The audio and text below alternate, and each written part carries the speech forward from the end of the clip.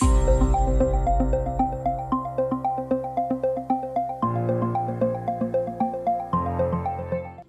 going on, DLP fam? Eddie Arnold here with DLP Consulting Group, and once again we're coming to you with Eddie with the Biz. So this week I really wanted to touch on a subject that's near and dear to my heart, which is trust. Trust in the business, trust with your customer base, trust with your suppliers. A lot of business owners try to inherently stretch the truth because they're trying to be pleasers. The worst thing that you can do is not paint a clear picture to those who are supporting the business, whether it be customers, vendors, or the people that your creditors. So this is what you should do. You want to make sure that we have clear practices, standards of procedures, workflows, so that we have a clear indication of when things are going to be completed. Those metrics can be measured, and then we can forecast correctly. What do I mean by forecast? Okay, so let's use an example of you're a bread company. You're a bread company that needs to make 100 loaves every morning for the local market, right? So in order to make those 100 loaves, one, you need to have the orders from your customer. According to that amount of orders, you need to have the raw materials from your suppliers. You also need to have your staff in order to facilitate those orders, right? Then you got to package, you got to get it out in a certain amount of time, get it on the shelf at a certain amount of time, and you got to turn it back around, right?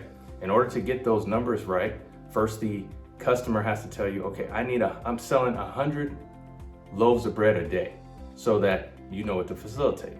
Then with that number, you can forecast with your suppliers, because you know you're going to need 100 loaves a day times 30 days on an average. So that's 3,000 loaves a month.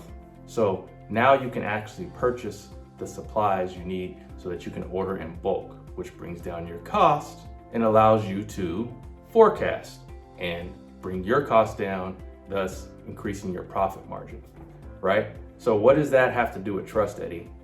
What does that have to do with trust? That's just a lesson in supply chain logistics and supply and demand, right? However, if your customer can't trust that you're going to deliver that as a supplier, if you can't trust your customer that they're going to purchase what they're asking you for, if your creditor, because you need to be liquid, can't trust that you are going to repay that credit, then the whole system is broken.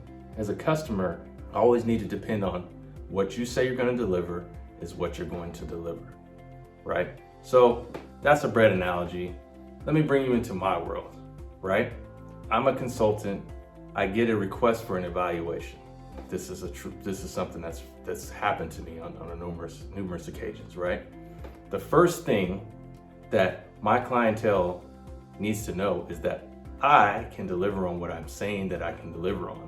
So when I come and perform an evaluation for your business, and we sit down and you share with me your books, you share with me your pain points in your business, how you want to improve, you are a little vulnerable at that point. You are telling me that you need help, and you're also giving me the information in order to dig into your company and figure out how to resolve these issues. So that's another level of trust. Now, fast forward to the evaluation. I'm talking to your people. You have to trust that I'm going to talk to your people. I'm not going to spill the beans, which I would never do. I would never do that, right? I'm a professional. So I'm not going to, our conversations on the C-suite level stay at the C-suite level. I'm just gathering intel. Now, once I get that intel, right, I go back, put together some recommendations, provide you with an evaluation for your business problem. You have to trust at that point, if we decide to move forward, that I'm going to deliver on what I said I'm going to deliver in order to help your business. So that's the trust on your side. For me, I have to trust that if I'm going to spend my time to work with your company, that you are going to work with me to get these things implemented so I'm not wasting my time. And then ultimately, in a reciprocal relationship, once you're happy and you're satisfied, I have to trust that you might spread that word of mouth. In return, you should see, you need to trust whatever I put into place is going to help you increase your revenue stream or solve that issue. And then we go round and round. 2 examples of how you can see that trust has to happen. For this week, I want you to go back, review with yourself internally, maybe with your staff. Hey, are we being honest with our customers, with ourselves? If we're not being completely honest, how is that affecting our deliverables? How is that affecting our relationships with our vendors? Are we going through a lot of vendors because we're not holding up our side of the bargain? Is our trust with our vendors slowing down our production because they're not delivering on how they're supposed to deliver? It's a two-way street, right? Am I delivering to my creditors? Are my creditors, is the bank giving me what I need? Are they satisfying their part so that I stay cash flow strong? So take it back, take a look at it, leave comments in the description. If you have any questions, I'll be happy to get back with you. And reach out to us as always, www.dlpconsultinggroup.com. As always, this has been Eddie with the Biz, and we appreciate you tuning in. See you on the next one.